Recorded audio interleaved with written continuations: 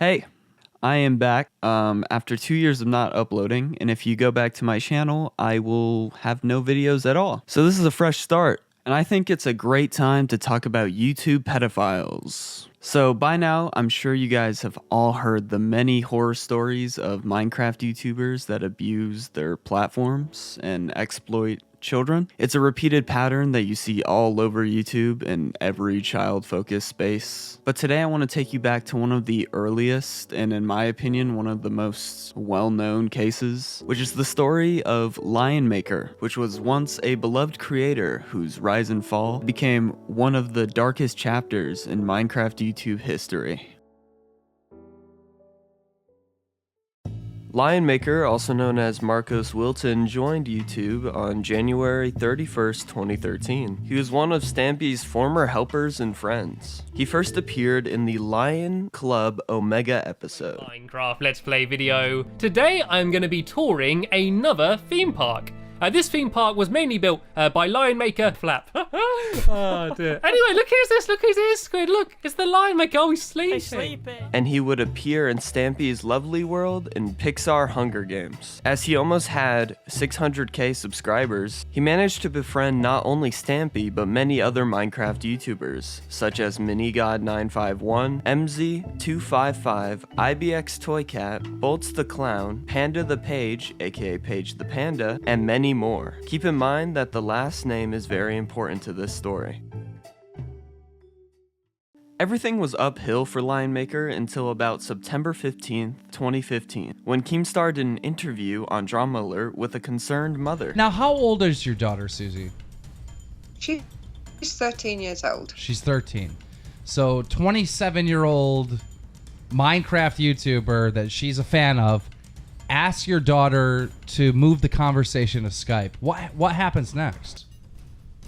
Well, at this point in time, I didn't know he was 27 or 26 or whatever age he's supposed to be. It was just, this was a person that I had no idea who was asking my 13-year-old daughter for nudes. When Lionmaker heard that he had gotten called out, he claimed that his account had been hacked. God, that's a lame-ass excuse. And even though I don't think anybody was actually fooled by his antics, it still confused everybody, including Keemstar. At this point, everyone kind of just brushed it under the rug, until 3 months later when Lionmaker was caught again and called out for trying to get nude photos from minors. This time, from 2 teenage boys. One of the allegations claimed that he had tried to coax a young boy into sending him explicit images, while the other, he attempted to pay $500 for nude photos. Eventually, the story was reported by Dramaalert in a video uploaded on December 24th, 2015, where one of the victims speaks up about what Lion had done. In this 45-minute video, Steven explains that he has been friends with Lionmaker since he's been 14 years of age. And when he was 15, Lionmaker started linking him a lot of porn on Skype, and then asked him for nudes and offered to pay him $500. And when Steven was like, really? Lionmaker sent him the $500. And just in the same fucking month, it would come out that Lionmaker had been in a relationship with a girl who was only 16 years old. Cause like, of course he is, bro, of course. Of course he did, yes.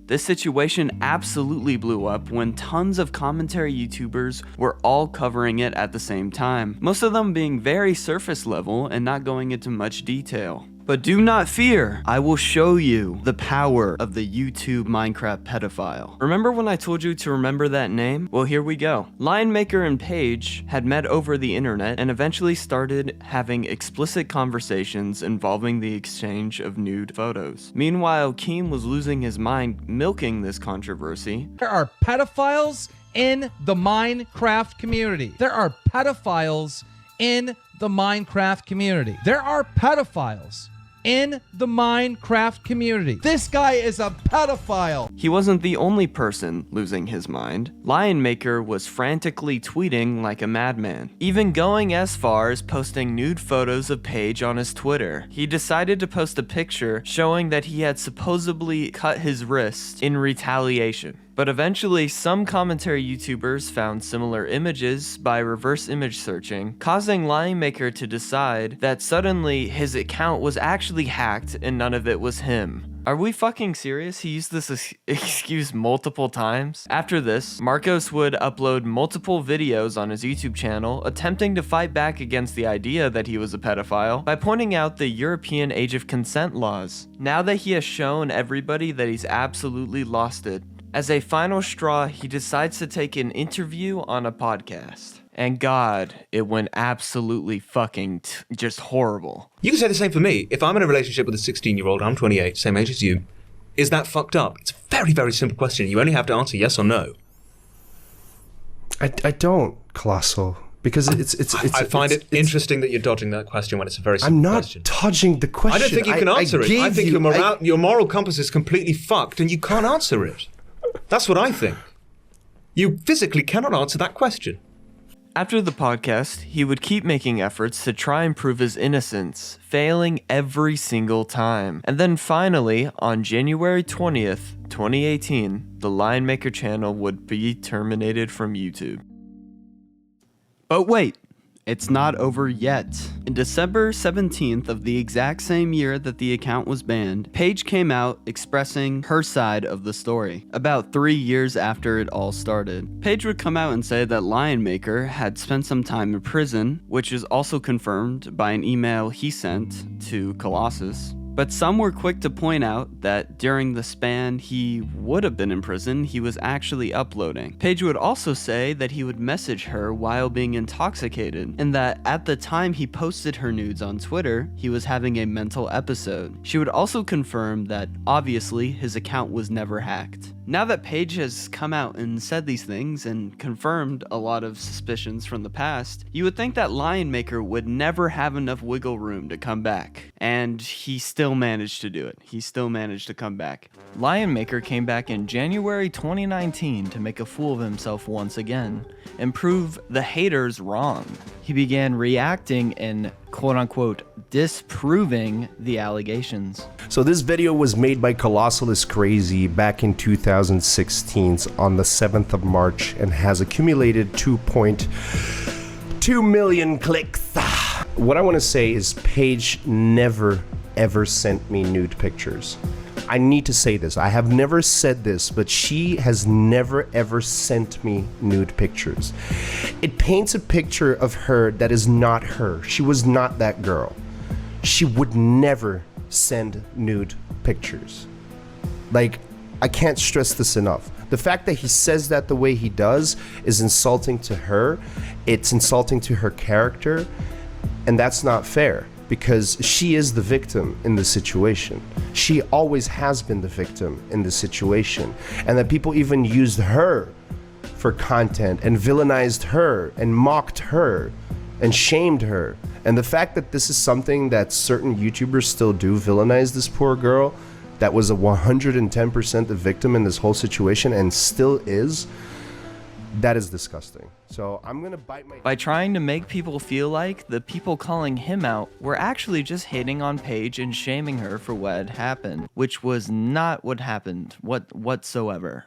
Holy projection. He also attempted to shoot down Keemstar and his claims by bringing up his old N-word clip. I'm okay. Fuck this. I'm on Blog TV with my fucking hands up. I'm not starting my fucking self. You fucking stupid bitch! This stupid fucking justice, all fucking righteous fucking nigga! Which honestly, who cares? Interestingly enough, Lionmaker would claim that Paige was the one to upload videos while he was in jail. But given how much Lionmaker lies, who knows if that's true? On top of all of this, he decides to say this bullshit. She never sent me pictures. I never asked for pictures. She never sent me pictures. Ever. Ever, ever, ever. So you're probably wondering, you're sitting there, yeah, but Lion, like, where did those pictures come from? Those were screenshots. Those weren't pictures that she sent me. Those were screenshots taken from a Skype call. I'm not sure if Lionmaker thought that saying this would make him look better in like a manipulative sense. I really can't understand his angle. All of this manipulation and lies was to take his child audience that he still had and I guess try to look innocent for them, trying to make it seem like people were out to shame or make fun of Paige for what had happened when everybody, even on Twitter at the time, was being absolutely just supportive. The crazy thing is that if Keemstar never reported the situation, he was likely going to continue a relationship with a 13-year-old girl. And the funny thing is that the only reason I got a case and an investigation on me was because of Keemstar's videos. And datanews.be wrote into the parquet with Keemstar's videos, and that is the reason why they opened the case. There wasn't an ongoing case that they were talking about. The only reason the Belgian police decided to investigate was because datanews.be wrote into them saying like, hey, there is this guy living in Belgium that apparently people are saying he's doing all these bad stuff. Maybe you should go have a look on him. They didn't look at me because I was doing bad stuff. They looked into me because the internet started spewing that I was doing bad stuff. I'm not the biggest Keemstar fan, but you have to give him props for doing something good with his audience for once. And because of the fact that because Keemstar reported it, police were actually involved and Lionmaker was sentenced. I should have never tried to justify the age gap. It was not to justify. There's really nothing to say about it. All I can say is that how I felt for Paige was genuine. We met 3 times in the 4 years that we knew each other, and wrote to each other almost every day when I was being investigated.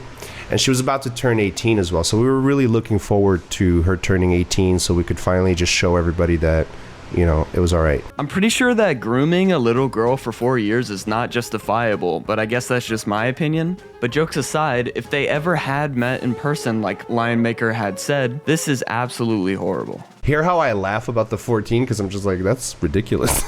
Real fucking funny, dude. Either Colossal, you've never really seen manipulation at hand. Manipulation, I would have gotten away with the situation. If I was truly the king of manipulation, I would have gotten away with everything. I got away with nothing. I lost everything. Lost my home, lost my dog.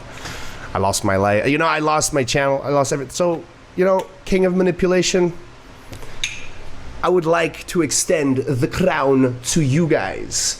The drama channels. You can share the fucking crown for all I care, because you are the king of manipulations. Somebody punch this guy. Keemstar would eventually reveal that he was actually being sued by Lionmaker on a Leafy is Here livestream. He was arrested and charged with literally rape with a minor. And yeah, and he had CP on his computer. I mean, he went to court and everything. He went to jail. He was in jail for I think it was a year. And when did this end up happening? Was this like a year ago? No, this is a couple years ago. He tried to sue me with international lawsuit and everything, right? He spent a lot of money to do. I try to sue Keemstar? I never try to sue Keemstar. I never tried to sue Keemstar. What a liar! Oh my god, I can't believe this. Which is funny because he said this in the interview with Colossal. Yeah, but and I find you're making it as if I am suing Keemstar because of the specificness of what he said in his videos. Why are you suing him then? Not only did he defame me, but he brought hell to my life. He literally brought hell to my life. So that is not to be put in comparison when I tried to make a video defending myself, trying to bring facts to the table and bring things that I have added up, and I think, let's look at this from my perspective. I am suing Keemstar. It's like, how obvious of a liar can you, realistically be, bro? From here on out, we get to watch Lionmaker just lose whatever sanity he has left, just completely gone, as he drowns himself in fucking alcohol. What about now? What about now? What if I'm sorry and don't want to go? And I'm sorry again, I'm falling again, I'm falling. What about?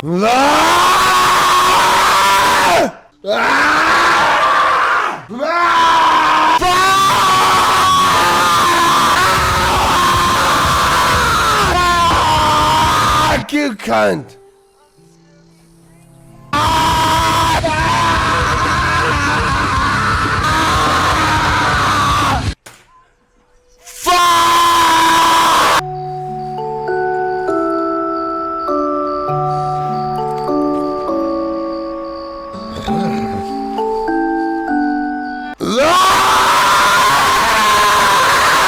I believe!